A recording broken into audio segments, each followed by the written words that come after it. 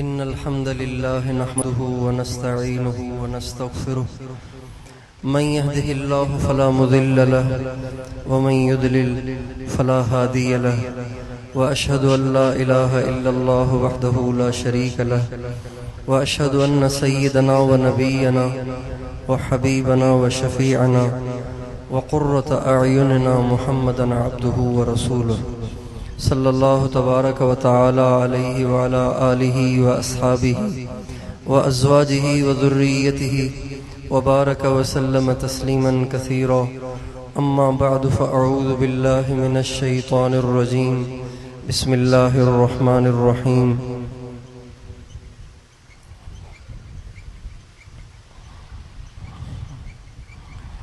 کنتم خیر امۃ اخرجت للناس تأمرون بالمعروف وتنهون عن المنکر وتؤمنون بالله وقال تعالى وكذلك جعلناكم أمة وسطا وقال تعالى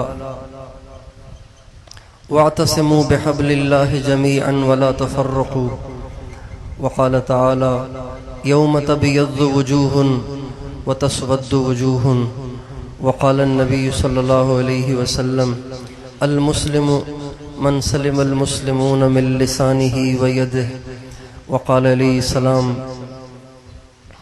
لن تدخلوا الجنة حتى تؤمنوا ولن تؤمنوا حتى تحابوا وقال عليه السلام لا ترجعوا بعدي كفارا يضرب بعضكم رقاب بعض وقال عليه السلام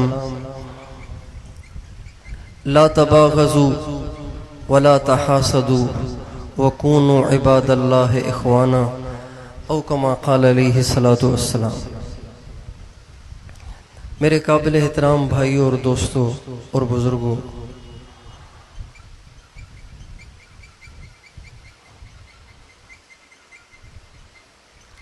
اللہ تعالی اپنے بندوں پر بڑے مہربان ہیں، اپنی مخلوق پر بڑے مہربان ہیں۔ مخلوق جیسی کیسی بھی ہو اللہ تعالیٰ کو پیاری ہے۔ انسان ہو، جنات ہوں، جانور ہوں، پرندے ہوں، درندے ہوں، کیڑے مکوڑے ہوں، سارے اللہ کو محبوب ہیں۔ اللہ تعالیٰ نے یہ مخلوق اپنی قدرت سے بنائی ہے، اس لیے اللہ تعالیٰ کو اپنی ساری مخلوق سے لگاؤ ہے، ساری مخلوق سے پیار ہے۔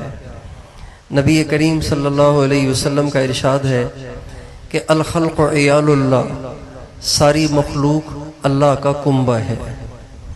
ساری مخلوق ایسے ہے جیسے ہماری فیملی ہوتی ہے، ایک مرد ہے، اس کی ایک بیوی ہے، اس کے چند بچے ہیں۔ جیسے ایک انسان کو اپنے بیوی بچے بہت پیارے ہوتے ہیں، ہمارے نبی کا ارشاد ہے، اسی طرح اللہ تعالیٰ کو بھی اپنی ساری مخلوق پیاری ہے۔ مکھیاں اور مچھر بھی اللہ کو پیارے ہیں، کیڑے اور مکوڑے بھی اللہ کو پیارے ہیں، درندے اور پرندے اور چرندے بھی اللہ کو پیارے ہیں، سانپ اور بچھو بھی اللہ کو پیارا ہے، سانپ اور بچھو بھی اللہ کو پیارا ہے۔ اللہ تعالیٰ کو بڑے پسند ہیں وہ لوگ جو اس کی مخلوق کے ساتھ اچھا برتاؤ کرتے ہیں، اور بڑے برے لگتے ہیں وہ لوگ جو اس کی مخلوق کے ساتھ برا سلوک کرتے ہیں اور غلط رویہ اختیار کرتے ہیں، بدتمیزی کرتے ہیں، بد اخلاقی کرتے ہیں اور ایذا رسانی کرتے ہیں۔ اس لیے اسلام نے، اللہ تعالیٰ نے، ہمارے نبی نے، اسلام نے ظلم کو حرام کر دیا ہے، زیادتی کو حرام کر دیا ہے، اور ایذا رسانی کو حرام کر دیا ہے، کسی کی دل آزاری کو حرام کر دیا ہے۔ ہمارے نبی سے کسی نے پوچھا ای الاسلام افضل، یا رسول اللہ سب سے زیادہ افضل ترین اسلام کیا ہے، یعنی مسلمانوں میں سب سے افضل مسلمان کون سا ہے؟ تو آپ نے یہ نہیں فرمایا کہ سب سے بڑا مسلمان وہ ہے جو سارا دن روزے رکھتا ہو، ساری رات نماز پڑھتا ہو۔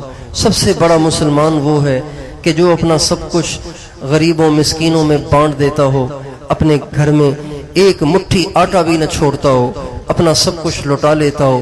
آپ نے یہ نہیں فرمایا. آپ نے یہ بھی نہیں فرمایا سب سے بڑا اور پکا مسلمان وہ ہے کہ جو ہر سال حج کرتا ہو, سال میں کئی دفعہ عمرے کرتا ہو. آپ نے یہ بھی نہیں فرمایا, بلکہ آپ نے فرمایا المسلم من سلم المسلمون من لسانہ و یدہ. سب سے بڑا مسلمان, سب سے افضل مسلمان, سب سے بڑے درجے کا مسلمان وہ ہے جس کی زبان سے اور اس کے ہاتھوں سے کسی مسلمان کو نقصان نہ پہنچے. افضل ترین مسلمان وہ ہے جس کی زبان سے, جس کے ہاتھ سے کبھی کسی کو دکھ نہیں پہنچا, کبھی کسی کو تکلیف نہیں پہنچی, کبھی کسی کو اذیت نہیں پہنچی, کبھی اس نے کسی کے دل کو نہیں دکھایا, کبھی اس نے کسی کا حق نہیں کھایا, کبھی اس نے کسی کا دل نہیں توڑا, کبھی اس نے کسی کی عزت اور جان اور مال کو نقصان نہیں پہنچایا. یہ مسلمان وہ ہے صرف 5 نمازیں بھی پڑھتا ہے, صرف زکوٰۃ کا 40واں حصہ بھی دیتا ہے, تب بھی یہ سارے مسلمانوں سے افضل ہے. اور یہ قانون اللہ نے اس لیے بنایا کہ اللہ کو اپنی مخلوق پیاری ہے, اللہ کو اپنے بندے بڑے پیارے ہیں. بندے کے ساتھ زیادتی ہونا یہ اللہ تعالیٰ کو سخت ناپسند ہے. ہمارے نبی کا ارشاد ہے, بلکہ قرآن پاک میں بھی اللہ تعالیٰ فرماتے ہیں جو لوگ ظلم کرتے ہیں, کسی کا حق کھاتے ہیں, کسی کا دل دکھاتے ہیں, کسی کو نقصان پہنچاتے ہیں, کسی کو اذیت دیتے ہیں, تو اللہ تعالیٰ فرماتے ہیں ایسے لوگوں پہ میری لعنت ہے, اللہ کی لعنت ہے ایسے لوگوں پر جو اوروں کے ساتھ ظلم کرتے ہیں, زیادتی کرتے ہیں. ہمارے نبی کی 23 برس کی زندگی امت مسلمہ کے لیے نمونہ ہے. ہمارے نبی نے اپنی پوری زندگی کبھی کسی کا حق نہیں کھایا, کبھی کسی کو دکھ نہیں دیا, کبھی کسی کو اذیت نہیں دی, کبھی کسی کا دل نہیں توڑا, کبھی کسی کو پریشان نہیں کیا, کبھی کسی کو دکھ نہیں دیا, کبھی کسی کو تکلیف نہیں دی. ہاں یہ ضرور ہوا ہے کہ آپ کو تکلیفیں دی گئیں, آپ اسے برداشت کرتے رہے, آپ کو اذیتیں دی جاتی رہیں, آپ اسے برداشت کرتے رہے, آپ کے ساتھ بدتمیزیاں کی گئیں, آپ اسے برداشت کرتے چلے گئے, آپ کو ایسی تکلیفیں دی گئیں کہ سن کر ہی رونگٹے کھڑے ہو جاتے ہیں. لیکن ہمارے نبی نے ان ساری تکلیفوں پہ صبر کیا, اس کو برداشت کیا, بلکہ اگلا قدم یہ کہ جو آپ کو تکلیف دیتے آپ رات کو اٹھ کے ان کے لیے دعائیں کرتے تھے.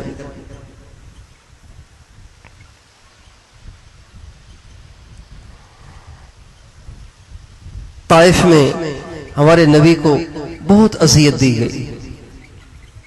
ایک اذیت تو وہ ہے نا جو ہم سنتے ہیں کہ آپ علیہ السلام کو پتھر مارے گئے, لہو لہاں کیا گیا, وہ تو بہت بڑی اذیت ہے, وہ تو انتہا درجے کی اذیت ہے. لیکن طائف میں صرف ہمارے نبی کے ساتھ یہ نہیں ہوا, بہت کچھ ہوا.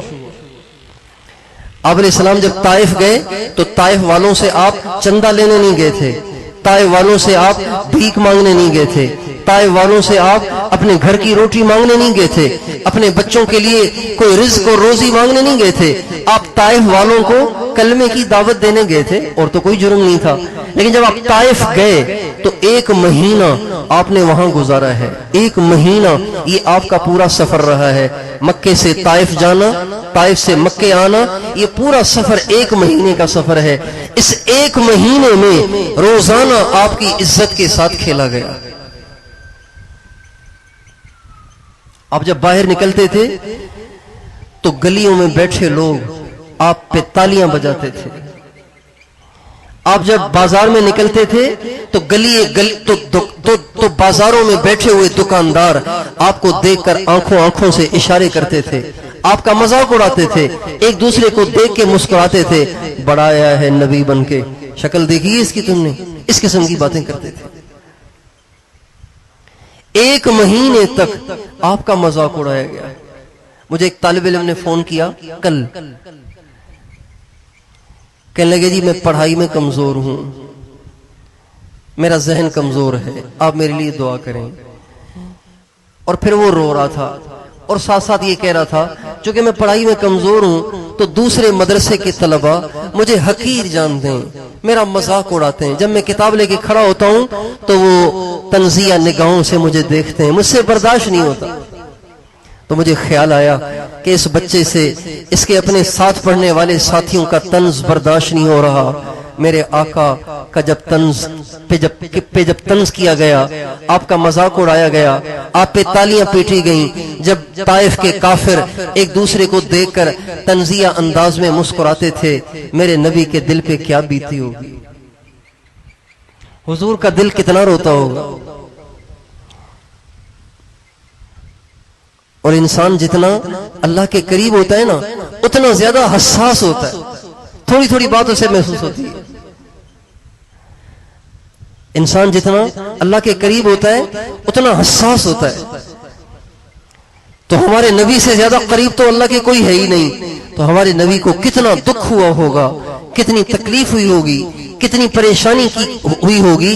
یہ تو آخر میں جا کے ان سب نے مل کے ہمارے نبی کو پتھر مارے، اتنے پتھر مارے کہ ہمارے نبی لہو لہاں ہو گئے، اور یوں سمجھیں گویا خون میں نہا گئے اور بے ہوش ہو گئے۔ حضرت زید بن حارثہ نے آپ کو کندھے پہ اٹھایا اور کندھے پہ اٹھا کے آ کے باغ میں لٹایا، اور باغ میں لٹانے کے بعد جب آپ کو ہوش آیا، آپ نے وضو کیا تو آسمان سے فرشتے آ گئے اور کہنے لگے، اے اللہ کے نبی، آپ کی قوم نے آپ کے ساتھ جتنی بکواسات کی ہیں یہ ساری اللہ نے سنی ہے، آپ کے ساتھ جو بدتمیزی کا رویہ اختیار کیا وہ سارا اللہ نے دیکھا ہے۔ اب یہ فرشتے آئے ہیں، اگر آپ اشارہ کریں گے تو یہ طائف دو پہاڑوں کے بیچ میں ہے، یہ فرشتے دونوں پہاڑوں کو بیچ میں ملا کر ان سب کا کچومر نکال دیں گے، ان کو پیس کے پاؤڈر کر دیں گے اگر آپ اشارہ کر دیں۔ ہمارے نبی نے فرمایا، میں اللہ سے اس بات کی امید نہیں کرتا ہوں کہ اللہ ان کو مجھے پتھر مارنے کی پاداش میں ان کو پیس کے پاؤڈر کر دے، بلکہ میں تو اللہ سے یہ امید کرتا ہوں کہ اللہ ان کو ہدایت دے دے، یہ اسلام میں داخل ہو جائیں تاکہ یہ جنت میں جائیں، اور اگر ان کے مقدر میں ہدایت نہیں ہے تو مجھے اس بات کی امید ضرور ہے کہ اللہ ان کی نسلوں سے ایسے لوگ اٹھائے گا جو دین پہ آئیں گے۔ ہمارے نبی نے اس موقع پر بھی دعائیں کی۔ مفسرین لکھتے ہیں اس موقع پہ آپ کی دعا ہے، اللہم اہد قومی، اللہم اہد قومی فإنہم لا یعلمون، اے اللہ ان کو ہدایت دے، یہ مجھے جانتے نہیں ہیں، اگر مجھے یہ جانتے تو کبھی میرے ساتھ یوں نہ کرتے۔ ہمارے نبی کی زندگی کا ایک ایک لمحہ، آپ کی ایک ایک ادا، آپ کا ہر ہر واقعہ، آپ کی زندگی کا ہر ہر گوشہ ہمیں اخلاق کی ترغیب دیتا ہے، برداشت کرنے کی ترغیب دیتا ہے، معاف کرنے کی ترغیب دیتا ہے، درگزر کرنے کی ترغیب دیتا ہے، اوروں کی اذیت سے بچنے کی ترغیب دیتا ہے، اوروں کی راحت رسانی کی ترغیب دیتا ہے۔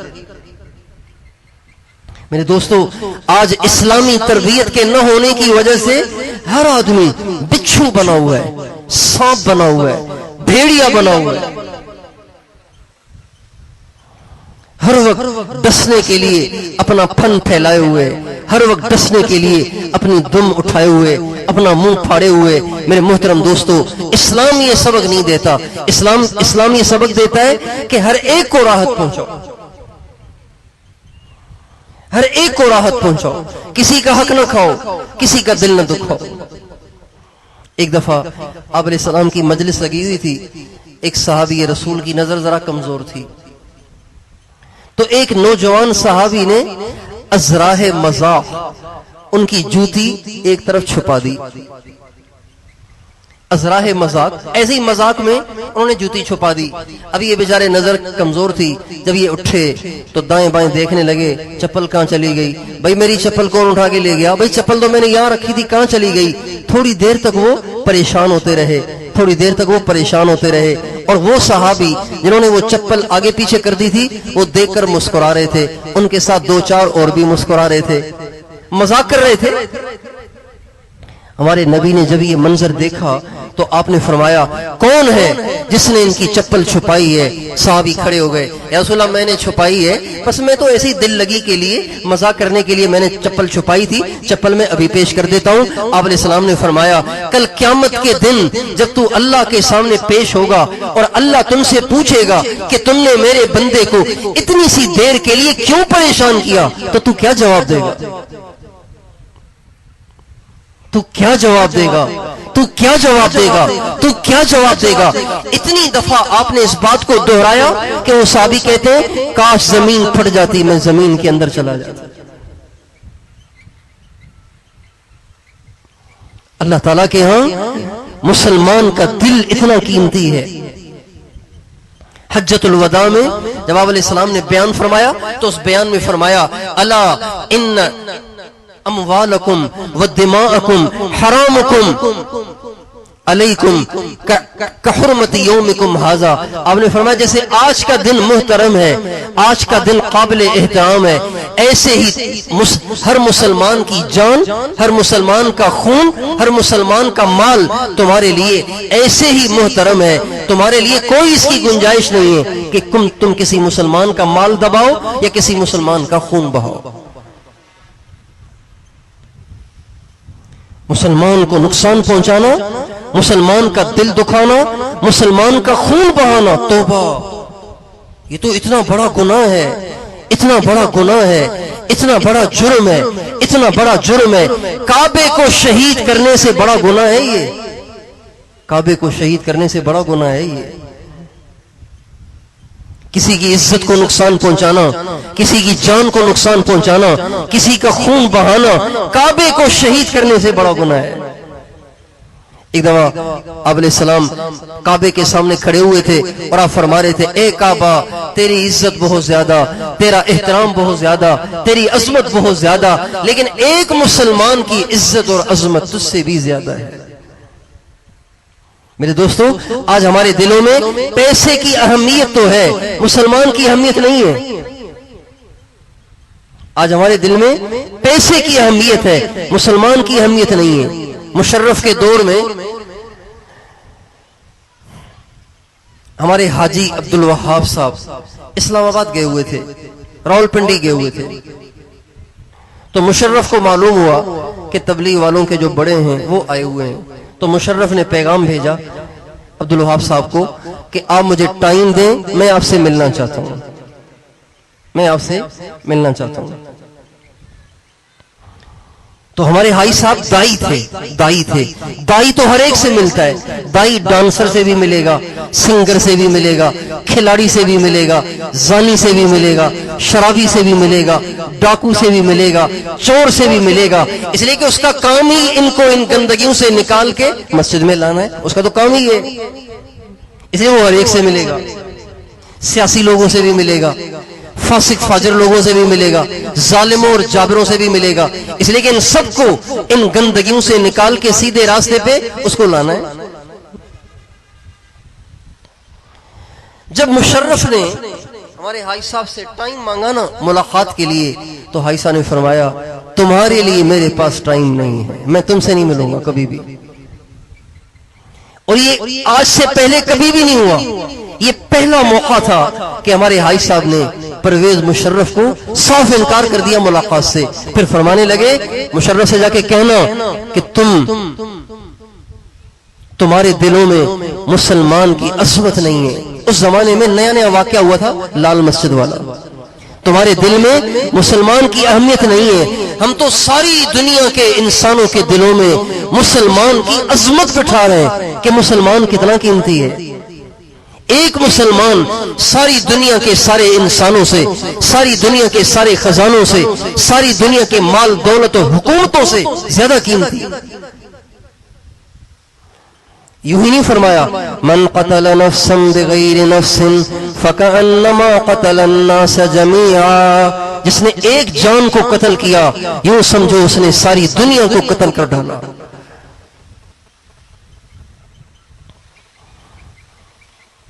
جہاں مسلمان کا خون بہے اللہ پاک کی لعنت بارش کی طرح اس زمین پہ برستی ہے, اس علاقے پہ برستی ہے.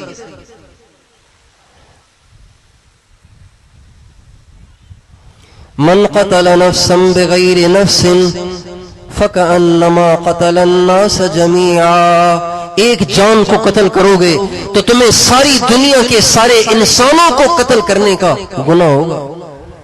ایک جان کو قتل کرو گے تو دنیا کے 7 ارب انسانوں کو قتل کرنے کا گناہ ہوگا. مسلمان اتنا قیمتی ہے.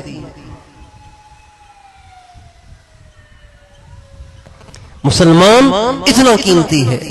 مسلمان کا خون اتنا قیمتی ہے. اچھا اس کے لیے کوئی ولی ہونا ضروری نہیں ہے, کوئی اللہ والا ہونا ضروری نہیں ہے کہ بھی اللہ والا ہے تو اس کو بے شک اللہ والا ہے تو اس کو تو اذیت نہ دو, کوئی فاسق فاجر گناہگار ہے تو اس کے ساتھ جو چاہو کرو. نہیں, کسی فاسق فاجر کا بھی دل نہیں دکھا سکتے, اس کا بھی خون نہیں بہا سکتے, اس کا بھی حق نہیں کھا سکتے, اس کی بھی دل آزاری نہیں کر سکتے. اور نبی کا ارشاد ہے, بنی اسرائیل میں ایک عورت تھی, اس کے گھر میں ایک بلی رہتی تھی. یہ جو عورت ہے یہ بڑی عبادت گزار تھی, بڑی اللہ والی تھی, عبادت گزار تھی, اللہ والی تھی. اس کے گھر میں بلی تھی. اچھا بلی جو تھی نا وہ روزانہ اس کا دودھ پی جاتی تھی, روزانہ اس کا دودھ پی جاتی. تو وہ جو اللہ والی عورت رہتی تھی گھر میں وہ تنگ آ گئی. اس نے کہا روزانہ یہ دودھ پی جاتی ہے, چلو اس کے ساتھ اس کو سزا دیتے ہیں. چنانچہ اس نے بلی کو پکڑا, گھر کی بلی تھی, پکڑنا اس کو آسان تھا. اس نے بلی کو پکڑا اور اس کی ٹانگ کو رسی کے ساتھ باندھ دیا, اس کو. اب بلی بندھی کھڑی ہوئی ہے. ہمارے نبی کا ارشاد ہے, کئی دن گزر گئے کہ وہ بلی بندھی رہی, کھانے پینے کے لیے خود بھی کچھ نہیں دیا اور رسی بھی نہیں کھولی کہ جا کے کچھ کھا پی کے آ جائے, اپنی بھوک مٹائے, اپنی پیاس کو بجھائے. اتنا بھی اس نے اس کو موقع نہ دیا. کئی دن بندھی رہی تو بھوک اور پیاس کی شدت سے اسی حال میں وہ بلی مر گئی. یہ عورت بڑی اللہ والی تھی, لیکن جب یہ فوت ہوئی اللہ نے اسے جہنم میں ڈال دیا صرف اس وجہ سے کہ اس نے بلی کو مارا تھا. حالانکہ یہ اللہ والی تھی, عبادت گزار تھی, روزے دار تھی, شب بیدار تھی, لیکن بلی کو قتل کرنے کے جرم میں اللہ پاک نے اس کی ساری عبادتوں کو مردود کر کے اس کو جہنم میں ڈال دیا. جب بلی کی اللہ کے ہاں اتنی ویلیو ہے تو بتائیے ایک مسلمان کی اللہ کے ہاں کیا ویلیو ہوگی. میرے دوستو, آج ہمارے دلوں میں مسلمان کی ویلیو نہیں ہے, آج ہمارے دل میں مسلمان کی اہمیت نہیں ہے. پھر مسلمان بھی عام نہیں, مسلمان بھی وہ جسے حضرت محمد صلی اللہ علیہ وسلم کا امتی ہونے کا شرف حاصل ہے. مسلمان بھی وہ جسے حضرت محمد صلی اللہ علیہ وسلم کا امتی ہونے کا شرف حاصل ہے. اس کی بے عزتی بھی کر لیتے ہیں, اس کا مذاق بھی اڑا لیتے ہیں, اس کی زمین بھی دبا دیتے ہیں, اس کا دل بھی دکھا دیتے ہیں, اس کی بے عزتی بھی کر لیتے ہیں. اور اگر موقع ملے اور دل میں نفرت اور بغض کی آگ بھڑک رہی ہو تو اس کا خون بہاتے ہوئے بھی نہیں اکتاتے, نہیں کتراتے.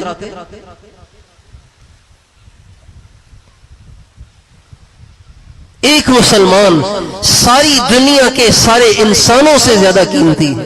ساری دنیا اگر کافروں سے بھر جائے, ایک مسلمان. ہمارے نبی کا ارشاد ہے, اگر ایک انسان کے قتل کرنے پر, سنیے اہم حدیث ہے, سنیے ہمارے نبی کا ارشاد ہے, اگر ایک انسان ہے, ایک آدمی ہے, اس کو قتل کرنے کے لیے ساری دنیا کے انسان جمع ہو گئے, مشرق, مغرب, شمال, جنوب, 250 ممالک کے سارے لوگ جمع ہو گئے کہ اس کو قتل کرنا ہے. ان سب نے مل کر اس کو قتل بھی کر دیا. 250 ممالک میں رہنے والے 7 ارب انسانوں نے مل کر ایک انسان کو قتل کر دیا. ہمارے نبی نے فرمایا, اگر یہ سب کے سب ایک انسان کے قتل کرنے پہ جمع ہو گئے تو اللہ اس جرم کی سزا میں ان 7 ارب انسانوں کو بھی دوزخ میں ڈال دے گا. یہ نہیں کہ یہ تو بہت بڑی تعداد ہے, انسان قتل تو ایک ہی ہوا ہے, قتل کرنے والے 7 ارب ہیں, تو بھئی ایک کے عوض 7 ارب کو کیوں جہنم میں ڈالا جائے. ہمارے نبی نے فرمایا اللہ 7 ارب انسانوں کو بھی جہنم میں ڈال دے گا اگر ایک انسان کے قتل کرنے میں یہ جمع ہوئے.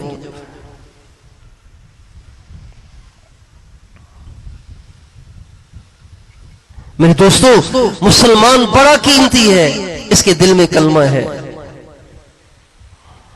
اس کو حضرت محمد صلی اللہ علیہ وسلم کا امتی ہونے کا شرف حاصل ہے. اس لیے ہمیں اپنی زندگی میں بولنا بھی چاہیے سنبھل کر,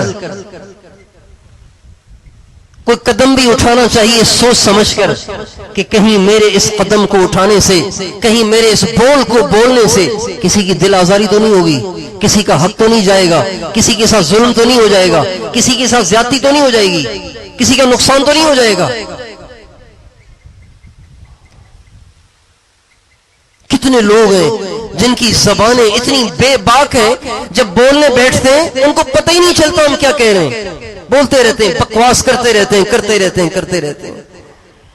اور آج ان کو احساس نہیں ہوتا جب قیامت کے دن اعمال نامے کھلیں گے اور اعمال نامے کھول کے سامنے لائے جائیں گے اور اللہ فرمائیں گے اقرا کتابک کفا بنفسک اليوم علیک حسیبا، میرے بندے یہ تیرے کرتوت تیرے سامنے ہیں، خود پڑھ اور خود فیصلہ کر کہ تجھے کہاں بھیجنا چاہیے۔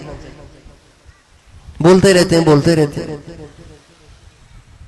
حضرت معاذ بن جبل رضی اللہ تعالیٰ عنہ یمن جا رہے تھے، ہمارے نبی نے فرمایا معاذ تجھے تجھے ایسی کام کی بات بتاؤں جس کو اگر تو مضبوطی سے پکڑ لے تیرا سارا دین محفوظ ہو جائے گا، تیری ساری نیکیاں محفوظ ہو جائیں گی۔ کہنے لگے یا رسول اللہ ضرور بتائیے۔ آپ نے فرمایا نہیں، آپ نے اپنے دائیں ہاتھ کے انگوٹھے اور شہادت والی انگلی سے اپنی زبان کو پکڑا اور اسے باہر نکالا، پھر آپ نے زبان کو چھوڑ کر آپ نے فرمایا معاذ اس کو قابو میں رکھنا تو دین بھی محفوظ ہو جائے گا، دین محفوظ ہو جائے گا، ساری نیکیاں محفوظ ہو جائیں گی۔ حضرت معاذ بن جبل کہنے لگے یا رسول اللہ زبان سے جو انسان بولتا ہے کیا اس کی وجہ سے بھی پکڑ ہوگی کیا قیامت کے دن؟ آپ نے فرمایا ثقلت کا امک یا معاذ، اے معاذ تیری ماں تجھے روئے، هل يكب الناس على مناخر وجوههم الا حصائد السنتهم، معاذ لوگوں کو منہ کے بل جہنم میں دھکیلنے والی یہ زبان اور زبان کے بولی تو ہیں۔ ہم لوگ جب بولتے ہیں تو ہمیں اس کا احساس نہیں رہتا کہ میرے ان بولوں سے اگلے کے دل پہ کیا گزرے گی۔ ایک دفعہ دو ساتھی آئے، دو بھائی آپس میں آئے، کہنے لگے جی آپ ہماری بات سن لیں، ہمارے درمیان فیصلہ کر لیں۔ دونوں آ کے بیٹھے تو بڑے بھائی نے کہا چھوٹے بھائی کی طرف دیکھ کے کہ اس نے مجھے جو یہ بات کہی تھی نا، یہ جو بات کہی تھی مجھے ساری رات نیند نہیں آئی، مجھے 3 گولیاں کھانی پڑی ہیں سونے کے لیے اس کے ایک جملے کی وجہ سے۔ انسان کے بولوں میں کتنا زہر ہے، اور جو زبان ہے نا یہ زبان ہی سبب بنتی ہے قتل اور غارت گری کا، یہ زبان سبب بنتی ہے۔ چھوٹی بات سے بڑی بات بن جاتی ہے، چھوٹے معاملے سے بڑے بڑے معاملات بن جاتے ہیں، بڑے بڑے جھگڑے کھڑے ہو جاتے ہیں اس زبان کی وجہ سے۔ اس لیے میرے دوستو اگر ہم چاہتے ہیں ہمارا دین محفوظ رہے، ہماری دنیا محفوظ رہے، ہماری آخرت محفوظ رہے، تو اپنی زبانوں پہ کنٹرول کرنا سیکھ لیں۔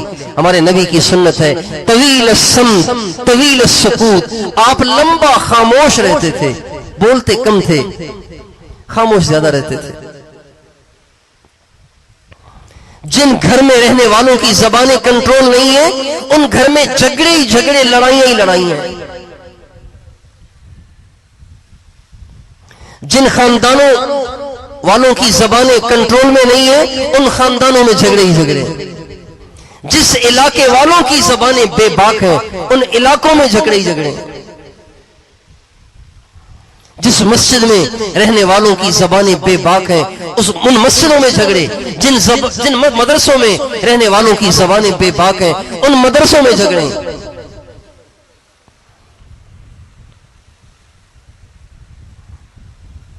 اس لیے کہنے والے کہتے ہیں جرمہ صغیر و جرمہ کبیر، زبان کا سائز جو ہے نا وہ تو بہت چھوٹا ہے لیکن اس کا جرم بہت بڑا ہے۔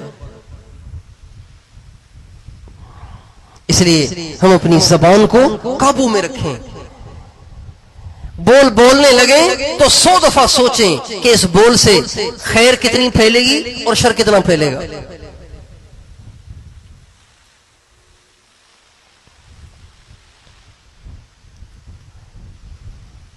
اور ہر مسلمان کو محترم سمجھیں، ہر مسلمان کی عزت کریں، ہر مسلمان کو عزت دیں، ہر مسلمان کا احترام کریں، صرف مسلمان کا نہیں ہر انسان کا احترام کریں، ہر انسان کو عزت دیں۔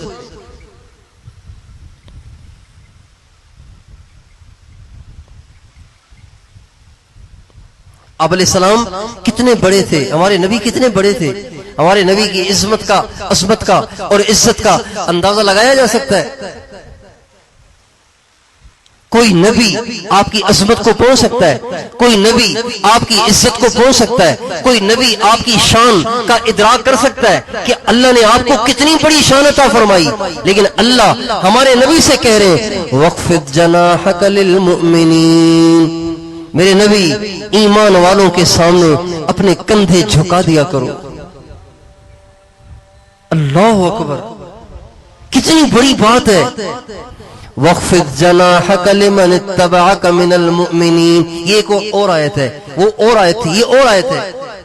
اے میرے نبی، یہ جتنے تیرے مریدین ہیں، یہ جتنے تیرے شاگرد ہیں، یہ جتنے تیرے صحابہ ہیں، یہ جتنے تیرے جان نثار ساتھی ہیں، ان کے سامنے کندھے جھکا کے رکھا کرو، اکڑ کے نہ بیٹھا کرو ان کے سامنے، بڑا نہ بنا کرو ان کے سامنے۔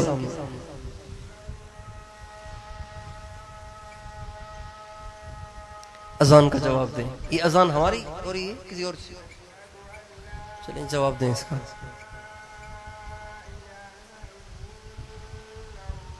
اشہد ان لا الہ الا اللہ۔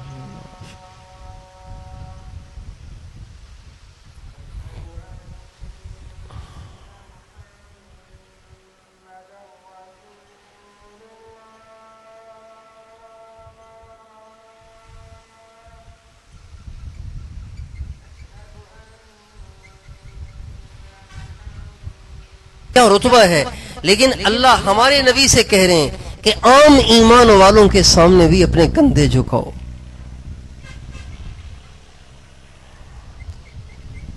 تو اس لیے میں اور آپ اس کی نیت کریں کہ آج کے بعد کبھی کسی کو نقصان نہیں پہنچائیں گے۔ کیوں بھائی، تیار ہیں اس کے لیے؟ کبھی کسی کو نقصان نہ پہنچائیں، کبھی کسی کا دل نہ دکھائیں، کبھی کسی کا مال نہ دبائیں، کبھی کسی کی زمین نہ دبائیں، کبھی کسی کا خون نہ بہائیں، کبھی کسی کا دل بھی نہ دکھائیں، کبھی کسی کو اذیت نہ پہنچائیں، بلکہ ہر ایک کے لیے راحت کا باعث بنے۔ اچھا، تصویر کا دوسرا رخ، اگر آپ کے ساتھ کوئی زیادتی کرے، آپ کا کوئی حق دبائے، آپ کا کوئی حق کھا جائے، آپ کی کوئی زمین دبائے، آپ کا کوئی خون بہائے، آپ کے ساتھ کوئی زیادتی کرے، تو آپ کیا کریں؟ آپ اسے معاف کر دیں۔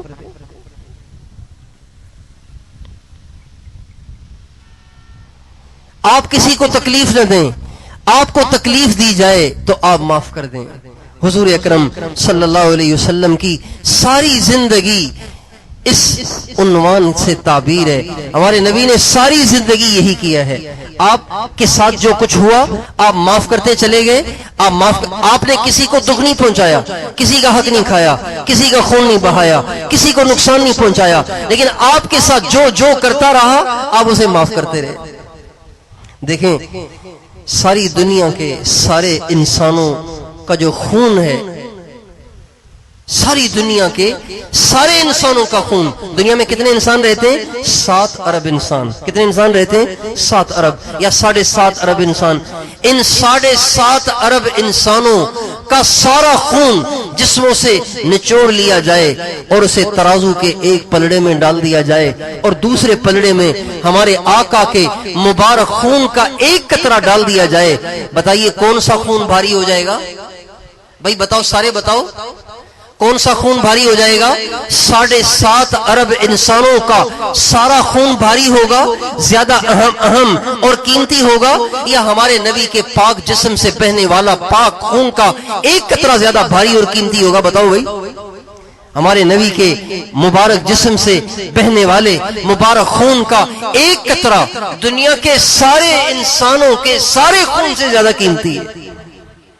ہمارے نبی کا طائف میں خون بہا، احد میں خون بہا، لہو لہاں ہوئے، دانت مبارک شہید ہوئے، چہرہ مبارک زخمی ہوا، سر مبارک زخمی ہوا، بے ہوش ہو کے آپ گڑھے میں گر گئے۔ جب آپ کو ہوش آیا اور آ کے صحابہ نے آپ سے درخواست کی، یا رسول اللہ اب آپ ان کے لیے بد دعا کریں تاکہ اللہ ان سب کو نیست و نابود کر دے، ہمارے نبی نے اپنے چہرے سے خون کو پہنچا، خون بہ بہ کے آنکھوں میں آ رہا تھا، منہ میں آ رہا تھا. آپ نے اپنے چہرے سے دائیں ہاتھ سے خون کو پہنچا اور آپ نے ہاتھ اٹھائے، اور آپ نے ہاتھ اٹھائے تو کیا اٹھائے؟ آپ نے کہا اللہم اغفر لقومی فإنہم لا یعلمون، اے اللہ میں ان کو معاف کرتا ہوں، یہ مجھے جانتے نہیں. جب حضور اکرم صلی اللہ علیہ وسلم کا اتنا سارا خون بہ گیا پھر بھی آپ نے معاف کر دیا، تو دوستو ہم میں سے کسی کا خون حضور کے خون سے زیادہ قیمتی نہیں. ہم میں سے اگر کسی کی بے عزتی کی گئی ہے تو کسی کی عزت ہمارے نبی کی عزت سے زیادہ قیمتی نہیں ہے. جب ہمارے نبی کی بے عزتی کرنے والوں کو ہمارے نبی نے درگزر کر دیا تو ہماری عزت کی کیا ویلیو ہے؟ جب مکہ فتح ہوا 8 برس لگے مکے کے فتح ہونے میں. ایک وقت تھا کہ آپ کو اس مکہ معظمہ سے بڑی بے دردی کے ساتھ، بڑی بے سر و سامانی کے ساتھ مکے کو چھوڑنا پڑا تھا، مکے سے نکالا گیا تھا. آپ تنے تنہا رات کے اندھیرے میں چھپ چھپ کر حضرت ابوبکر صدیق کو لے کر نکلے تھے. 8 برس کے بعد اللہ نے ایک دم کایا پلٹ دی، اللہ نے ایک دم نظام چینج کر دیا، نظام تبدیل کر دیا. اب کیا ہوا؟ 10,000 کا لشکر جرار لے کر آپ مکہ معظمہ میں فاتحانہ داخل ہو رہے ہیں، اور مکے میں جتنے آپ کے جانی دشمن تھے کوئی بھاگ گئے، کوئی چھپ گئے، اور کچھ قیدی بن گئے، گرفتار ہو گئے. جب یہ سب کے سب گرفتار ہو کر ہمارے نبی کے سامنے پیش کیے گئے، آپ جاتے ہی بیت اللہ میں داخل ہوئے. بیت اللہ میں آپ نے نماز پڑھی، وہاں عبادت کی، رو رو کے دعائیں کی. جب آپ بیت اللہ سے نکلے تو بیت اللہ کے دروازے پہ یوں ہاتھ رکھ کر آپ نے ان مکے کے کافروں سے، جانی دشمنوں سے، ان قاتلوں سے، ان ظالموں سے، ان جابروں سے پوچھا تمہیں پتہ ہے میں تمہارے ساتھ کیا کرنے والا ہوں؟ تمہیں پتہ ہے آج میں تمہارے ساتھ کیا کرنے والا ہوں؟ تو وہ مکے کے کافر، جانی دشمن، قاتل کہنے لگے انت اخ کریم وابن اخ کریم، اے محمد آپ کے ابا بھی بڑے اچھے آدمی تھے، ہمیں امید ہے کہ آپ بھی اچھے آدمی ہیں، اور ہمیں امید ہے کہ آپ اچھا ہی کریں گے، برا نہیں کریں گے. آپ نے فرمایا لا اقول لکم الا کما قال اخی یوسف لاخوته، آج میں تم سے وہی کہتا ہوں جو میرے بھائی یوسف نے اپنے ظلم کرنے والے، اپنے زیادتیاں کرنے والے بھائیوں سے کہا تھا. کیا کہا تھا؟ لا تثریب علیکم اليوم یغفر اللہ لکم وہو ارحم الراحمین، جاؤ آج میں تمہاری ساری زیادتیاں تمہیں معاف کرتا ہوں، میں تمہیں لان تان بھی نہیں کرتا ہوں، اور اللہ سے دعا کرتا ہوں کہ اللہ بھی تمہیں معاف کر دے. چنانچہ آپ نے مکے کے سارے کافروں کو معاف کر دیا. آپ کے اس اقدام کا اثر یہ ہوا کہ وہ مکے کے سارے کافر مسلمان ہو گئے. میرے دوستو، ہمارے نبی نے ہمیں انتقام نہیں سکھایا، ہمارے نبی نے ہمیں معاف کرنا سکھایا ہے، برداشت کرنا سکھایا ہے، پی جانا سکھایا ہے، مظلوم ہو کر مر جانا سکھایا ہے. ظالم بننے کی اجازت نہیں ہے، مظلوم بننے کی ترغیب ہے. اسلام میں مظلوم ہونے کی ترغیب ہے. مظلوم ہونا اچھی بات ہے، ظالم ہونا اچھی بات نہیں ہے. ظالم پہ اللہ کی لعنت ہے اور مظلوم پہ اللہ پاک کی رحمت ہے. مظلوم جب ہاتھ اٹھاتا ہے اللہ پاک کا عرش لرزنے لگتا ہے، اللہ پاک کے عرش کے دروازے کپ کپانے لگ جاتے ہیں، اور اللہ فرماتے ہیں میرے بندے گھبرا نہیں، تیری مدد ضرور کروں گا اگرچہ اس میں کچھ دیر لگے. بتائیے مظلوم ہونا کتنی بڑی بات ہے. بھئی ہمارے نبی مظلوم ہوئے کہ ظالم ہوئے؟ سب جواب دیں، سب بتائیں نا. آپ کی آواز ہی نہیں نکل رہی. ہمارے نبی ظالم ہوئے کہ مظلوم ہوئے؟ ہمارے نبی کے صحابہ ظالم ہوئے کہ مظلوم ہوئے؟ حضرت بلال مظلوم ہوئے، حضرت صدیق اکبر مظلوم ہوئے، حضرت عمر مظلوم ہوئے، حضرت عثمان مظلوم ہوئے، حضرت علی مظلوم ہوئے. حضرت عمر شہید کیے گئے، قصور کوئی نہیں تھا. حضرت عثمان شہید کیے گئے، قصور کوئی نہیں تھا. حضرت علی شہید کیے گئے، قصور کوئی نہیں تھا. اہل بیت مظلوم ہوئے، قصور کوئی نہیں تھا. امام حسین ظالم ہوئے کہ مظلوم ہوئے؟ ظالم ہوئے کہ مظلوم ہوئے؟ ہمارے نبی کا ارشاد ہے من تشبہ بقوم فَهُوَ مِنْهُمْ، جو جن جیسا دنیا میں بننے کی کوشش کرے گا اللہ قیامت کے دن اس کو ان کے ساتھ اٹھائے گا۔ ظالم کا حشر قیامت کے دن یزید کے ساتھ ہوگا، شمر کے ساتھ ہوگا، ابن زیاد کے ساتھ ہوگا، مکے کے کافروں کے ساتھ ہوگا، اور مظلوم کا حشر بلال کے ساتھ ہوگا، خباب کے ساتھ ہوگا، صہیب کے ساتھ ہوگا، عمار کے ساتھ ہوگا، اور یاسر کے ساتھ ہوگا، حضرت سمیہ کے ساتھ ہوگا، اور تو اور امام حسین کے ساتھ ہوگا۔ اس لیے کہ مظلوم کو مشابہت ہے امام حسین کے ساتھ۔ تو بتاؤ بھائی، امام حسین کے ساتھ اپنا حشر کروانا ہے یا یزید کے ساتھ کروانا ہے؟ بھائی امام حسین کے ساتھ قیامت کے دن کھڑا ہونا پسند ہے یا یزید اور شمر اور ابن زیاد کے ساتھ کھڑا ہونا پسند ہے؟ تو بھائی مظلوم بن جائیں، ظالم نہ بنے، ظالم نہ بنے۔ اور اگر یہاں کوئی ظالم بیٹھا ہوا ہے، اگر کسی سے ظلم ہو گیا ہے تو مظلوم سے معافی مانگ لے، مظلوم سے اپنا حق معاف کرا لے۔ اگر آج دنیا میں ظالم نے مظلوم سے معافی مانگ کر اپنا حق نہ بخشوایا تو قیامت کے دن جہنم کے سوا اور کوئی راستہ نہیں ہوگا۔ ہمارے نبی کے جب انتقال کے دن قریب آئے، آپ کو شدید بخار چل رہا تھا، کئی دن سے بخار چل رہا تھا۔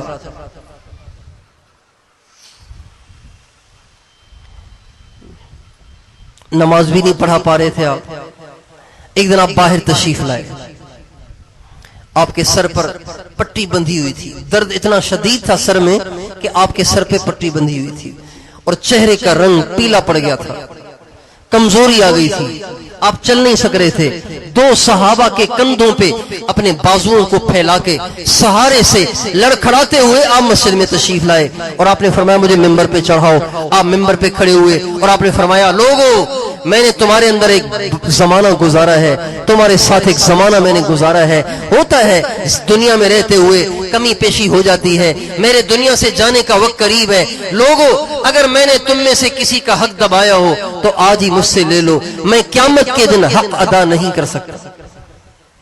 میں نے کسی کو تکلیف دی ہے تو وہ مجھ سے آ کے بدلہ لے لے، میں قیامت کے دن اس کے حق کا بدلہ نہیں دے سکتا۔ ایک شخص کھڑے ہوئے، یا رسول اللہ آپ نے میرے 2 درہم دینے، 2 درہم یعنی 2 روپے، آپ نے میرے 2 روپے دینے۔ آپ نے فرمایا بالکل ادا کروں گا، لیکن یاد دلاؤ کہ کس وقت میں نے تم سے لیے تھے۔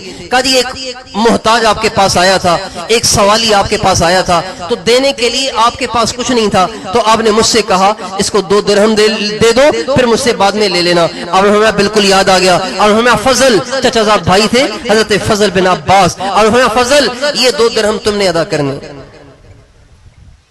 ایک اور صحابی کھڑے ہو گئے، کہنے لگے یا رسول اللہ میں نے بھی آپ سے بدلہ لینا ہے۔ اور ہمیں کیا بدلہ لینا ہے؟ کہا جی ایک دفعہ میدان جنگ میں ہم کھڑے ہوئے تھے، آپ صفیں سیدھی کر رہے تھے، صفیں سیدھی کرتے ہوئے میں ذرا آگے کو نکلا ہوا تھا، میرا سینہ صف سے ذرا آگے کو نکلا ہوا تھا، تو آپ کے ہاتھ میں ایک لکڑی سی تھی، آپ نے اس کو میرے سینے پہ رکھا، میرے پیٹ پہ رکھا اور کہا تھوڑا سا پیچھے ہو جاؤ تاکہ صف سیدھی ہو جائے۔ یا رسول اللہ آپ نے اپنی لکڑی سے جو میرے پیٹ پہ رکھا، آپ نے اپنی لکڑی کو جو میرے پیٹ پہ رکھا تھا اس سے مجھے درد ہوا تھا، میں اس کا بدلہ لینا چاہتا ہوں۔ اور ہمیں لے لو بدلہ۔ جب اس نے یوں کہا تو سارے صحابہ ایک دم غصے سے بھر گئے اور اس کو گھورنے لگے، اور ہمیں نہیں اس کو بدلہ لینے دو، یہ حق والا ہے۔ چنانچہ آپ نے اپنا سینہ پیش کر دیا، وہ کہنے لگے آپ نے مجھے ننگے بدن پہ لکڑی رکھی تھی، آپ بھی اپنے جسم سے کپڑا ہٹائیں تاکہ میں اچھی طرح بدلہ لے سکوں۔ آپ نے اپنے سینے سے کپڑے کو ہٹایا، وہ صحابی قریب آئے اور چمٹ کے آپ کے سینے سے رونے لگے اور کہنے لگے یا رسول اللہ میری کیا مجال ہے کہ میں آپ سے بدلہ لوں، بس میں تو یہ چاہتا تھا کہ دنیا سے جانے سے پہلے ایک دفعہ میرا جسم آپ کے جسم کے ساتھ ٹچ ہو جائے۔ میرے دوستو، جب نبیوں کے سردار کو اس بات کی فکر ہے، نبیوں کے سردار کو اس بات کی ٹینشن ہے، نبیوں کے امام کو جو قیامت کے دن سب سے زیادہ معزز ہوں گے، ہمارے نبی قیامت کے دن سب سے زیادہ معزز ہوں گے، نبی کانپ رہے ہوں گے، ہمارے نبی اس وقت ہمارے نبی پہ وہ خوف طاری نہیں ہوگا جو باقی انبیاء پہ ہوگا، اولیاء پہ ہوگا، شہداء اور صالحین پہ ہوگا. ہمارے نبی پہ وہ خوف طاری نہیں ہوگا. اللہ ہمارے نبی کی شان کو قیامت کے دن ظاہر کریں گے، قیامت کے دن ظاہر کریں گے. جیسے اللہ نے اپنے نور کو، اپنی تجلیات کو دنیا میں ظاہر نہیں کیا نا، ایسے ہی اللہ نے ہمارے نبی کے حسن و جمال کو اور ہمارے نبی کی عزت اور عظمت کو، ہمارے نبی کی شان اور رتبے کو دنیا میں ظاہر نہیں کیا. قیامت کے دن ظاہر کرے گا، قیامت کے دن ظاہر کرے گا. اتنے معزز، اتنے اللہ کے محبوب، ان کو یہ فکر لگی ہوئی ہے کہیں کسی کا حق نہ رہ جائے، کہیں کسی کا دل دکھا ہوا نہ ہو، اسی حال میں دنیا سے نہ چلا جاؤں. میرے دوستو، ہم کن کن کا حق کھائے ہوئے، کن کن کی زمینیں دبائے ہوئے، کن کن کا دل دکھائے ہوئے اور بے فکر بیٹھے ہوئے. اسی حال میں موت آ گئی تو میرے دوستو ہماری تہجد بھی نہیں چھوڑائے گی، ہماری نمازیں بھی نہیں چھوڑائیں گی، ہماری تبلیغ بھی نہیں چھوڑائے گی، ہمارا جہاد بھی نہیں چھوڑائے گا، ہمارا مدرسے میں پڑھانا بھی ہمیں نہیں چھوڑائے گا اگر ہم نے مظلوم سے اس کا حق اس سے معاف نہ کروایا. اس لیے اپنی ذات سے کسی پہ ظلم نہ کریں، کسی پہ زیادتی نہ کریں، کسی کا حق نہ کھائیں. اگر آپ پہ کسی کی زیادتی ہوئی ہے اسے معاف کر دیں، اور آپ نے کسی پہ زیادتی کی ہے تو مرنے سے پہلے اس کے پاؤں پڑ کر، رو دھو کر، ہر حال میں، ہر قیمت میں اس سے اپنا ظلم اور زیادتی اور خون اور جو حق دبایا ہے وہ اسے معاف کروا لیں.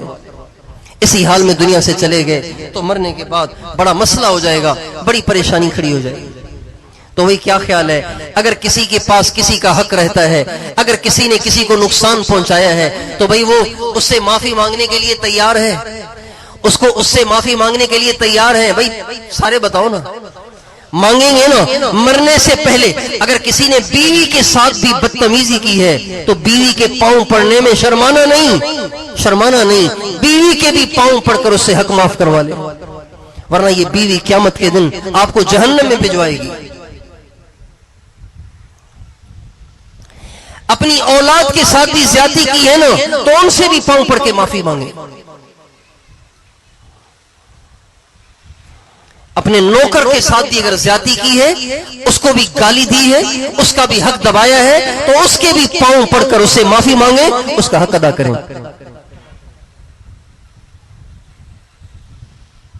ہمارے نبی کا ارشاد ہے قیامت کے دن سب سے زیادہ سخت عذاب میں مبتلا یہ بڑے بڑے لوگ ہوں گے جو دنیا کے لحاظ سے بڑے بڑے کہلاتے ہیں نا. یہ چودھری، یہ وڈیرے، یہ سیٹھ صاحب، یہ مل مالکان، یہ کارخانے کے مالک، یہ دکانوں کے مالک، یہ بنگلوں کے مالک، یہ سب سے زیادہ قیامت کے دن سخت ترین عذاب میں مبتلا ہوں گے. اور یہ سیاستدان اور یہ وزیر وزراء اور یہ کرسیوں پہ بیٹھے ہوئے سب سے زیادہ سخت عذاب میں یہ لوگ مبتلا ہوں گے، اس لیے کہ یہ حق دبائیں گے اور معافی بھی نہیں مانگیں گے.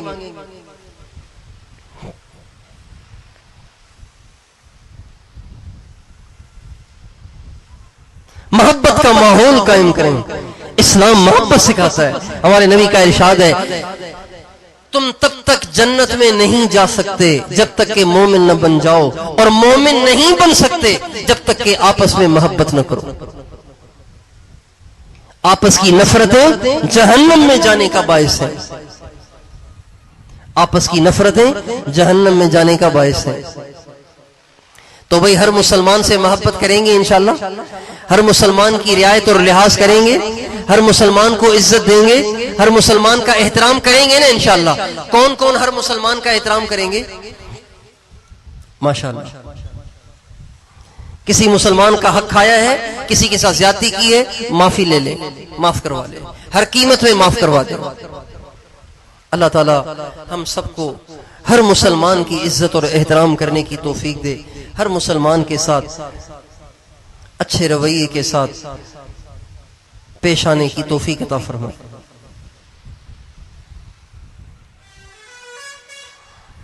ابھی انشاءاللہ ہم تھوڑی دیر ذکر مراقبہ کریں گے. تو آپ سارے بھائی ایک دفعہ سورہ فاتحہ، 5-7 دفعہ سورہ اخلاص، شروع میں آخر میں ایک ایک دفعہ درود شریف پڑھ لیں.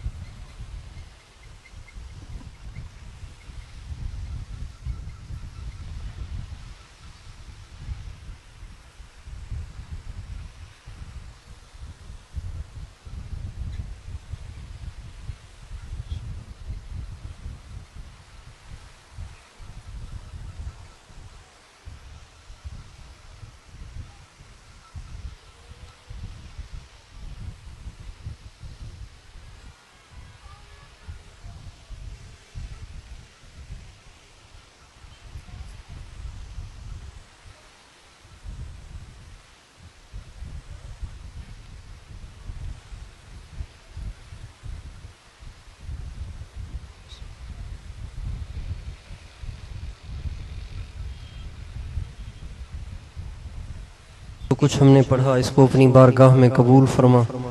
اس کو ہم ہدیہ کرتے ہیں اپنے پیارے نبی حضرت محمد صلی اللہ علیہ وسلم کی خدمت میں.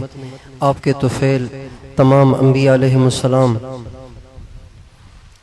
اور چاروں خلفائے راشدین اور تمام اہل بیت اعظام اور تمام صحابہ کرام اور اپنے تمام مشائخ میں سے ہر ایک کی خدمت میں.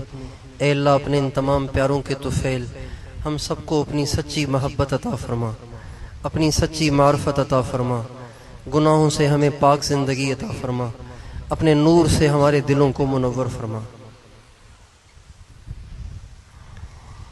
ابھی ہم انشاءاللہ مراقبہ کریں گے.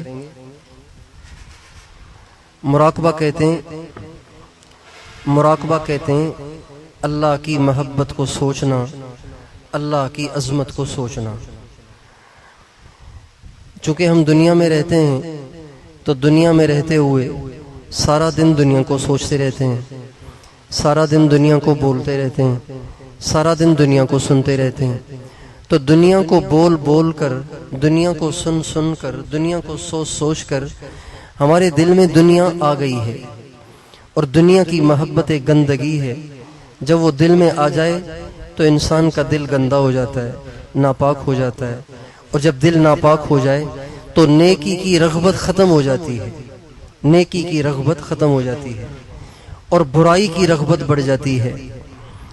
مراقبے کا مقصد یہ ہوتا ہے کہ انسان کے جو خیالات ہیں وہ پاک ہو جائیں، اس کے خیالات کی جو گندگی ہے وہ ختم ہو جائے، اس کے خیال میں دھیان میں اللہ کی ذات آ جائے، اللہ کی محبت آ جائے، اللہ کی عظمت آ جائے، اللہ کی کبریائی آ جائے.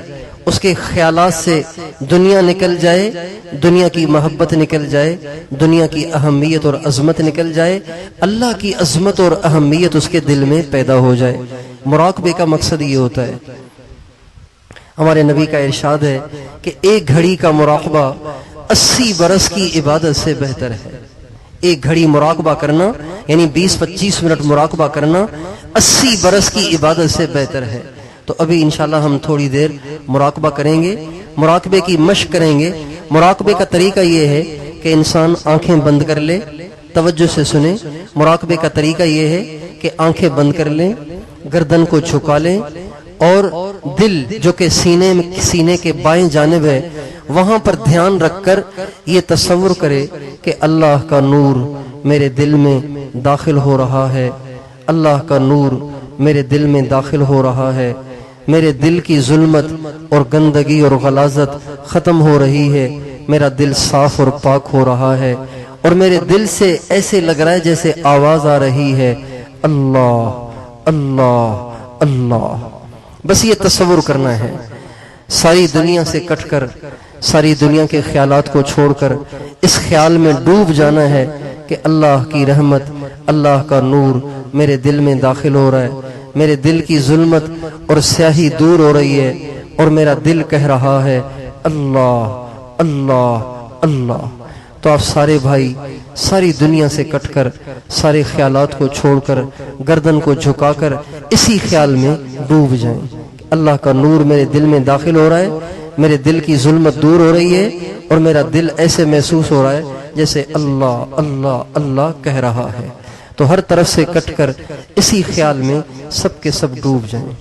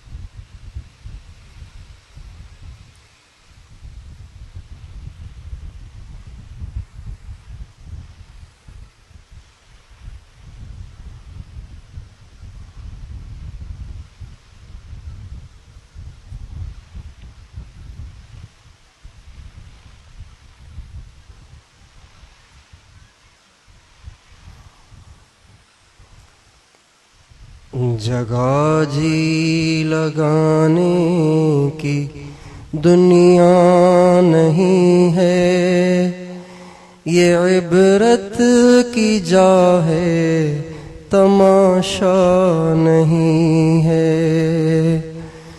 جگہ جی لگانے کی دنیا نہیں ہے، یہ عبرت کی جا ہے، تماشا نہیں ہے۔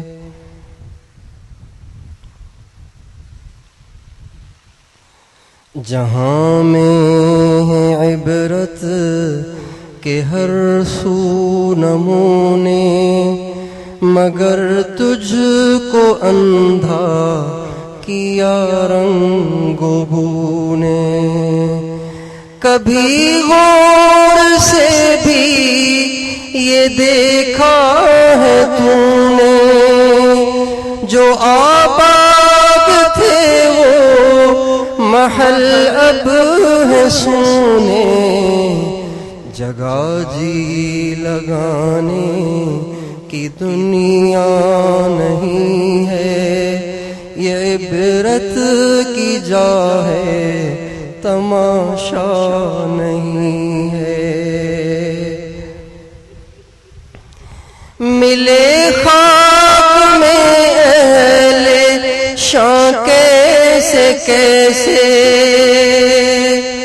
مکیں ہو گئے لا مکان کیسے کیسے، مکیں ہو گئے لا مکان کیسے کیسے، ہوئے نامور بے نشان کیسے کیسے، زمین کھا گئی نوجوان کیسے کیسے۔ جگہ جی لگانے کی دنیا نہیں ہے، یہ عبرت کی جا ہے، تماشا نہیں ہے۔ اجل نے کسرا ہی چھوڑا نہ دارا، اجل نے کسرا ہی چھوڑا نہ دارا، اسی سے سکندر صفات بہارا، ہر قلعے کے کیا کیا نہ حسرت سے دھارا، پڑا رہ گیا سب یوں ہی ٹھاٹھ سارا۔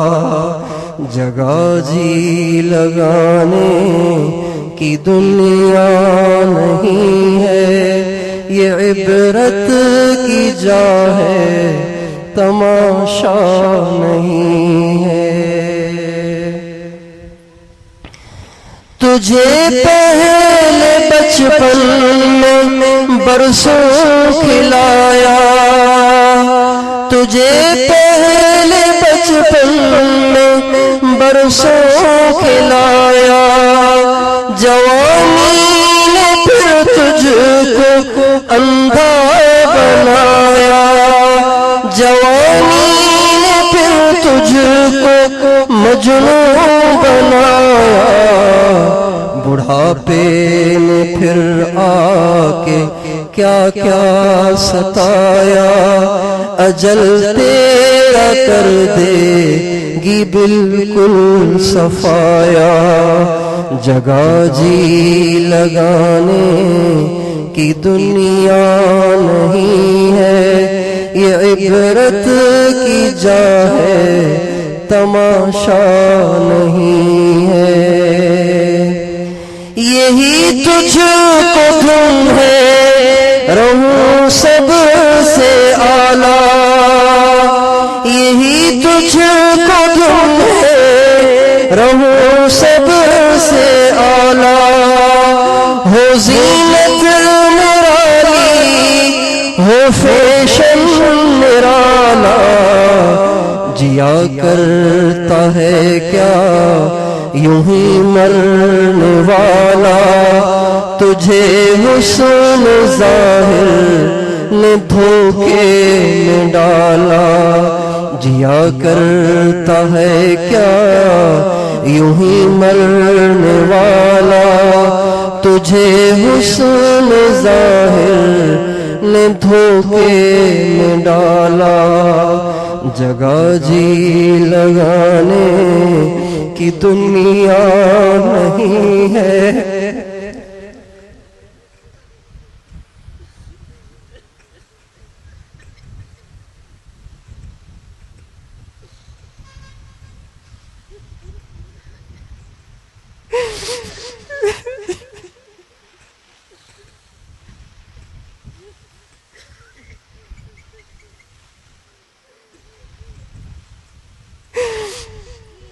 جگہ جی لگانے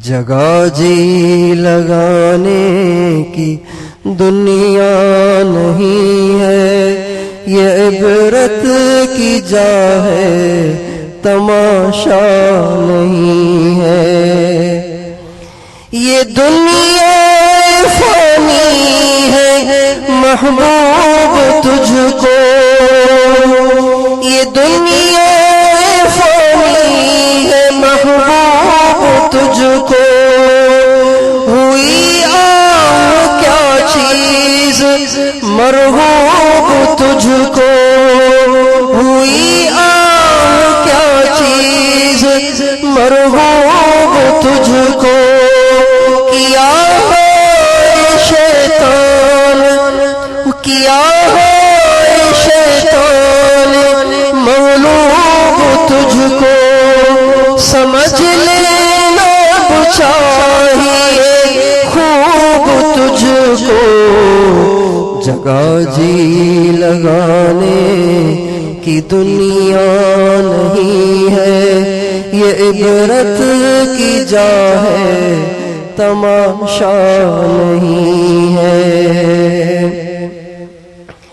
جب اس بزم سے اٹھ گئے دوست اکثر اور اٹھتے چلے جا رہے ہیں برابر جب اس بزم سے اٹھ گئے دوست اکثر اور اٹھتے چلے جا رہے ہیں برابر یہ ہر وقت پیش نظر جب ہے منظر یہاں پر تیرا جی بہلتا ہے کیوں کر یہ ہر وقت پیش نظر جب ہے منظر یہاں پر تیرا جی بہلتا ہے کیوں کر جگہ جی لگانے کی دنیا نہیں ہے یہ عبرت کی جا ہے تماشا نہیں ہے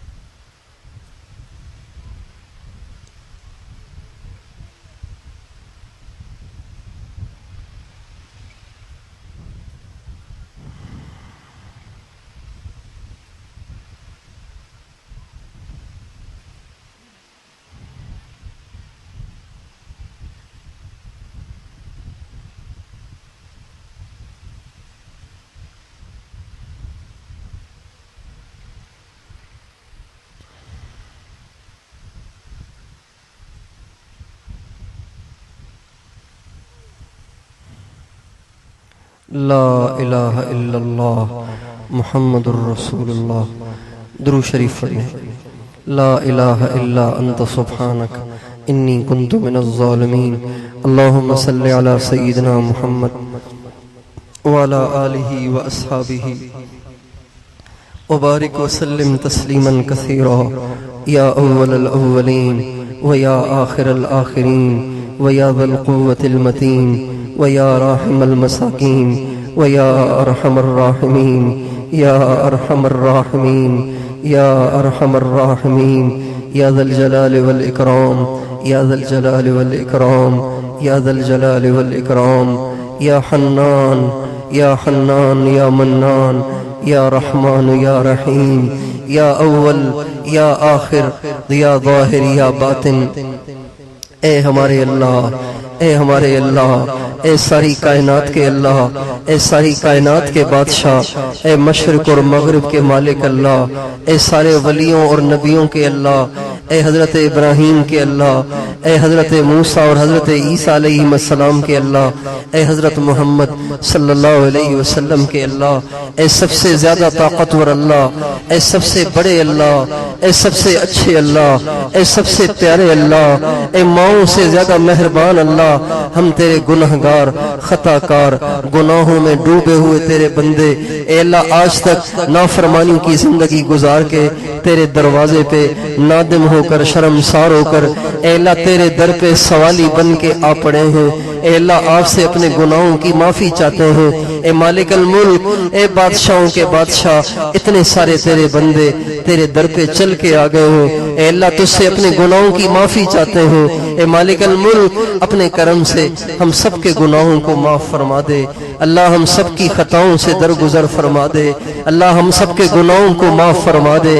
ہم سب سے راضی ہو جا اے اللہ، ہم سب سے راضی ہو جا، سارے مسلمانوں سے راضی ہو جا اے اللہ، ساری امت سے راضی ہو جا اے اللہ۔ اپنے کرتوتوں کی پاداش میں اے اللہ ساری امت مسلمہ پریشانیوں کی چکی میں پس رہی ہے اے اللہ۔ ہر طرف اے اللہ ہر طرف پریشانیاں ہی پریشانیاں ہیں، مصیبتیں ہی مصیبتیں ہیں، حالات ہی حالات ہیں اے اللہ، دکھ ہی دکھ ہیں، پریشانیاں ہی پریشانیاں ہیں اے مالک الملک۔ ہر طرف سے دکھوں کی خبریں سن سن کے ہمارا سینہ چھلی ہو رہا ہے اے اللہ، ہمارا دل لہو لہو ہو رہا ہے، زخمی ہو رہا ہے، ہمارا جگر پارا پارا ہو رہا ہے اے مالک الملک۔ بے شک یہ ہمارے اپنے گناہوں کی سزا ہے، یہ ہمارے اپنے کرتوتوں کی سزا ہے، لیکن اے مالک الملک جتنی ہماری پٹائی ہو گئی ہے بس اسی پہ اکتفا فرما۔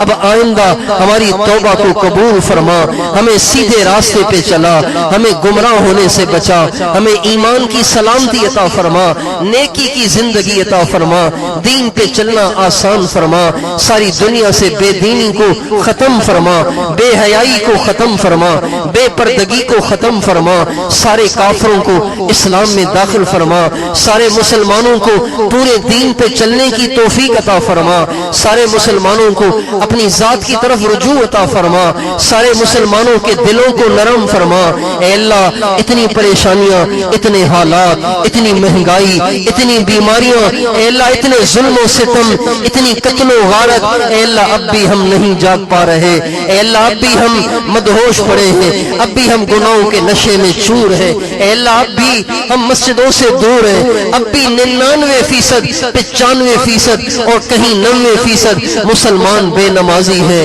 اے اللہ، اب بھی ہماری مائیں بیٹیاں بے پرد ہیں اے اللہ، اب بھی ہماری نوجوان بچیاں اپنے سروں سے دوپٹے اتار کر، برقعوں کو اتار کر بازاروں میں گھوم رہی ہیں اے اللہ، اب بھی ہمارے نوجوان اے اللہ زلزلے، آندھیاں، مکڑ اے اللہ، ٹڈیاں اے اللہ، فصلوں کا تباہ ہونا، بے موسم برساتوں سے فصلوں کا تباہ و برباد ہو جانا، مہنگائی سے غریب کی کمر کا ٹوٹ جانا، گھروں میں فاقے آ جانا اے اللہ، مسلمان کا چوری اور ڈاکے پہ مجبور ہو جانا، حرام کھانے پہ مجبور ہو جانا اے اللہ۔ اتنے حالات کے بعد بھی ہمارا نوجوان اب بھی فیس بک پہ مبتلا ہے، اب بھی بھی ننگی فلمیں دیکھ رہا ہے، اے اللہ اب بھی ڈرامے دیکھ رہا ہے، اب بھی سارا دن میوزک سن رہا ہے، اے اللہ اب بھی ہم جھوٹ بولنے سے باز نہیں آ رہے، اب بھی ہم گانے سننے سے باز نہیں آ رہے، اے اللہ اب بھی ہم نمازوں کی سستی سے باز نہیں آ رہے، اب بھی ہم ظلم و ستم سے باز نہیں آ رہے، اب بھی ہم خون بہانے سے باز نہیں آ رہے، اب بھی ہم اوروں کی عزتوں کو تار تار کرنے سے باز نہیں آ رہے۔ اے مالک الملک اپنے کرم سے تو ہم سب کے دلوں کو اپنی ذات کی طرف موڑ دے، مسجدوں کو آباد کر دے، بے حیائی کو ختم کر دے، بے حیائی کو ختم کر دے، بے پردگی کو ختم کر دے، ہماری مائیں بیٹیاں ہمیں واپس کر دے، ہمارے نوجوانوں کو ہمیں واپس کر دے، ہمارے نوجوانوں کے چہروں پہ اللہ دوبارہ داڑیاں لے آ، ان کے سروں پہ پگڑیاں لے آ، ان کو قرآن کا عشق عطا فرما، نماز کا عشق عطا فرما، نماز کا خشوع خضوع عطا فرما۔ اللہ ہم تباہ و برباد ہو گئے، بے شک پہلے ہم گدھے پہ سواری کرتے تھے، آج ہم کاروں پہ سواریاں کرتے ہیں، پہلے ہم مغرب کے بعد اندھیرے میں بیٹھے رہتے تھے، اب لائٹیں جل رہی ہوتی ہیں، اے اللہ رات بھی دن کا سما پیش کر رہی ہوتی ہے، لیکن اے مالک الملک ہمارا نوجوان بے غیرت ہو گیا، ہمارا نوجوان بے حیا ہو گیا، ہمارا نوجوان نماز سے محروم ہو گیا، اس کی نگاہوں سے حیا رخصت ہو گیا، ہماری ماؤں بیٹیوں کا پردہ رخصت ہو گیا۔ اے اللہ ہمیں وہ اندھیرا منظور ہے جس اندھیرے میں ہمارا نوجوان پرہیزگار تھا، ہماری ماں بیٹی پردہ دار تھی، اے اللہ وہ اندھیرا ہمیں منظور ہے۔ اے اللہ ہمیں یہ روشنیاں نہیں چاہیے جن روشنیوں میں ہماری مائیں بیٹیاں بے پرد ہو گئیں، ہماری ماؤں بیٹیوں کی عزتیں تار تار ہو گئیں، ہمارے گھروں میں کیبل آ گئے، ہمارے گھروں میں ڈش آ گئے، ہمارے گھروں میں اے اللہ ننگی فلمیں چلنے لگ گئیں۔ اے بادشاہوں کے بادشاہ دوبارہ دین کو زندہ فرما، شرم و حیا کو اے اللہ دوبارہ زندہ فرما، پرہیزگاری کو دوبارہ زندہ فرما، دعوت کے کام کی حفاظت فرما، مدارس دینیہ کی حفاظت فرما، جن خانقاہوں میں تیرا نام سکھایا جاتا ہے اے اللہ ان خانقاہوں کی حفاظت فرما، ہمارے لیے خانقاہ کی آسانیاں فرما، ہمارے لیے بھی خانقاہ کی آسانیاں فرما، ہمارے لیے بھی خانقاہ کی آسانیاں فرما۔ اے مالک الملک اے بادشاہوں کے بادشاہ جس نے اس مجمع میں دکھی بیٹھے ہیں، پریشان بیٹھے ہیں، مظلوم بیٹھے ہیں، اے اللہ ان کے زخم اپنے کرم سے بھر دے، اے اللہ ان کے دکھوں کو دور کر دے، ان کی پریشانیاں دور کر دے، اے اللہ ان کو ظالم کے پنجے سے چھڑا، مظلوم کو ظالم کے پنجے سے چھڑا، اے اللہ اے اللہ ان میں سے جن کے جو جائز ارمان ہیں اپنے کرم سے وہ سارے جائز ارمان پورے فرما، اے اللہ سارے مجمع کو اپنا کامل ولی بنا دے، اے اللہ اپنا کامل ولی بنا دے، اے اللہ ان کے دلوں میں اپنی محبت کو اتار دے،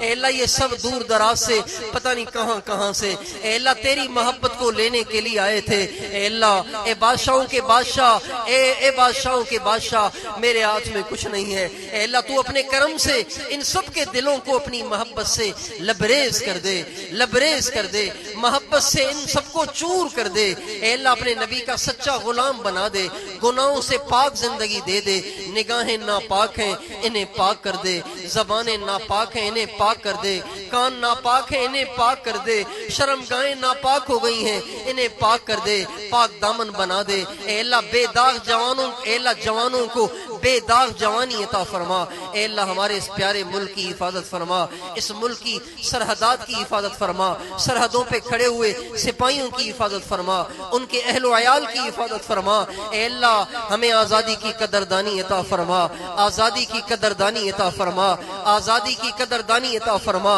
اے اللہ تمام اہل حق کی حفاظت فرما، اے اللہ اقامت دین کی کوششوں کو کامیاب بنا، اے اللہ اس ملک میں جو دین لانا چاہتے ہیں اے اللہ ان کو لمبی زندگی عطا فرما، ان کی مدد فرما، ان کی نصرت فرما، ان کی حمایت فرما، اس ملک کے چپے چپے پر اپنے دین کو زندہ فرما، دین کے دشمنوں کو ہدایت عطا فرما، بے ہدایتوں کو دفع اور دور فرما، اے اللہ جن نے دعا کے لیے کہا ہے، جو دعا کے طلبگار ہیں، جو دور بیٹھے ان دعاؤں پہ آمین کہہ رہے ہیں، اے اللہ ان سب کی دنیا بھی بنا اور آخرت بھی بنا، ان سب کے سارے مسائل کو حل فرما، اے اللہ اس مجمع میں بہت سے علماء بھی ہیں، اے اللہ بہت سے حفاظ اور قراء بھی ہیں، بہت سے سفید داڑھیوں والے بوڑھے مسلمان بھی ہیں، معصوم بچے بھی ہیں، اے اللہ بے داغ جوانی والے نوجوان بھی ہیں، اے اللہ دین کی محنت میں زندگیاں کھپانے والے دائی بھی ہیں، اے اللہ ان سب کے طفیل ساری امت کا بیڑا پار لگا دے، ساری امت کا بیڑا پار لگا دے،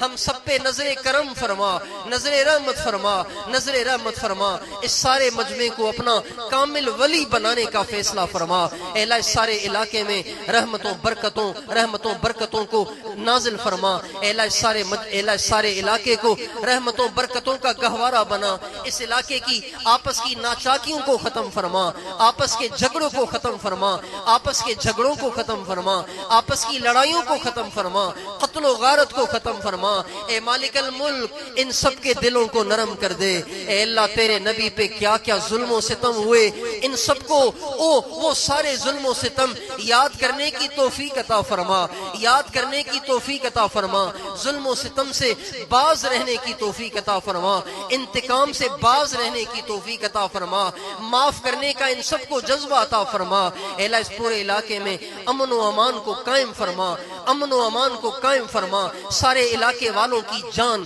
مال عزت آبرو ایمان اور اعمال کی حفاظت فرما، اے اللہ اس علاقے کو دین کا مرکز بنا، دین کی دعوت کا مرکز بنا، علم کا مرکز بنا، روحانیت کا مرکز بنا، ہمارے اس آنے کو اپنے کرم سے قبول فرما، آمین وصلی اللہ علی النبی الکریم وعلی آلہ وصحبہ اجمعین برحمتک یا ارحم